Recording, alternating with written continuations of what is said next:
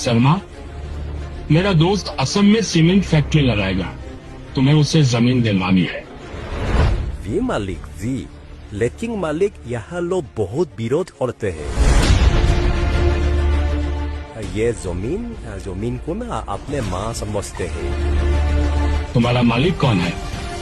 आप है मालिक, आप। अब जो जमीन लेने आ रहा है वो मेरा मालिक है। किसी भी हाल में जमीन चाहिए तो चाहिए, और वो भी कौड़ियों के भाव में। मुझे यहाँ एक फैक्ट्री लगानी है, उसके लिए मुझे 3000 बीघा जमीन चाहिए। কাম হৈ যায়গা মালিক। আপোনালোকে এই মাটিখিনি বিক্ৰী কৰিব লাগিব হা। ইয়াত এটা ডাঙৰ কাৰখানা স্থাপন কৰা হ'ব। এই মাটিয়েই আমাৰ জীৱন। আমি আমাৰ মাটি আৰু আমাৰ বিবেকৰ সৈতে কেতিয়াও আপেছ নকৰোঁ। अगर आप सोचते हो कि आसाम को खरीद लोगे तो हम ये कभी नहीं होने देंगे। आसाम आपकी जागीर नहीं है। Assam not for sale.